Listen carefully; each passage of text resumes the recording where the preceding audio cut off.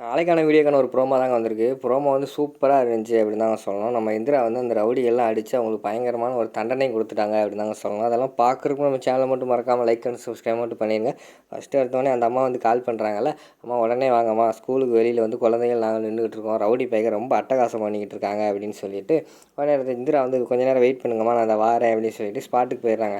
ஸ்பாட்டில் பார்த்தா ஒரு 4-5 ரவுடிங்க வந்து, அதாவது சின்ன குழந்தைங்க படிக்கிற ஸ்கூலுக்குள்ளே வந்து சரக்கு அடிச்சுக்கிட்டு அங்கங்கே மட்டையாகிக்கிட்டு சுற்றிக்கிட்டு அலைகிற மாதிரி காட்டுறாங்க. அந்த இடத்துக்கு வந்து நம்ம இந்திரா வந்து போகிறாங்க. இந்திரா வந்து அங்கனக்குள்ளே ஸ்கூலில் அந்த குழந்தைகளுக்கெல்லாம் அடிக்கிறதுக்காக ஒரு ஸ்டிக் வச்சுருப்பாங்கல்ல, பெரம்பு, அதை கையில் எடுத்துகிட்டு போகிற மாதிரி காட்டுறாங்க. டேய் நிப்பாட்டுங்கடா, என்னடா பண்ணுறீங்க அப்படிங்கிற மாதிரி வந்து நம்ம இந்திரா கேட்குறாங்க. அவங்க தான் போதையில் இருக்காங்களே, ஒன்றும் தெரியாத மாதிரி கண்டுக்காத மாதிரி இருக்காங்க. டேய் இப்போ சொல்ல போகிறீங்களா இல்லையா அப்படிங்கிற மாதிரி கேட்காங்க. இங்கே பாடுறா சின்ன பாப்பா, உனக்கு என்னம்மா வேணும் அப்படிங்கிற மாதிரிலாம் கிண்டல் பண்ண ஆரம்பிச்சிடுறாங்க நம்ம ரவுடியை.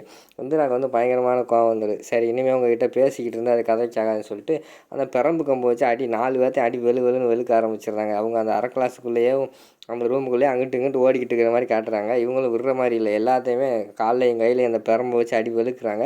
கடைசியில் எங்களை விட்டுருங்க அப்படிங்கிற மாதிரி கேட்காங்க. அப்படியெல்லாம் அவங்கள விட முடியாது, உங்களுக்கு ஒரு தண்டனை கொடுக்கணுமே, என்ன தண்டனை கொடுக்கலாம் அப்படிங்கிற மாதிரி இந்திரா வந்து யோசிச்சுக்கிட்டே இருக்காங்க. சரி நீங்கள் சரக்கு அடிச்சுட்டு பாருங்கள், இந்த ரூமெல்லாம் குழந்தைங்க படிக்கிற ரூமில் வந்து இப்படி கண்ட குப்பையெல்லாம் போட்டு நீங்கள் அசிங்கம் பண்ணி வச்சுருக்கீங்க. இப்போ என்ன பண்ணுறீங்கன்னா, நீங்கள் எல்லாருமே இந்த ரூமை வந்து நல்லா க்ளீன் ஆக்கி நல்லா தண்ணியை வச்சு வாஷ் பண்ணி இப்போ இந்த வாஷ் பண்ணிட்டு தான் அந்த இடத்த விட்டு போகணும் அப்படிங்கிற மாதிரி சொன்னோன்னே ரவுடியை சரின்னு சொல்லிவிட்டு அங்கிட்டு இங்கிட்டு போதையில் வேறு இருக்காங்களா, தண்ணியில் வலிக்கு கீழே விழுகிறாங்க. அதெல்லாம் குழந்தைங்க அங்கிட்டு இருக்கிற டீச்சர்லாம் பார்த்து சிரிச்சுக்கிட்டு இருக்காங்க.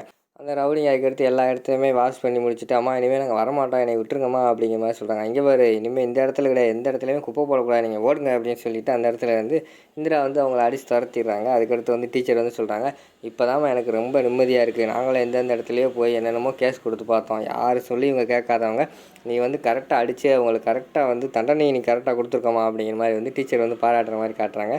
ரொம்ப நன்றி மேடம் அப்படிங்கிற மாதிரியும் இந்திரா சொல்கிறாங்க.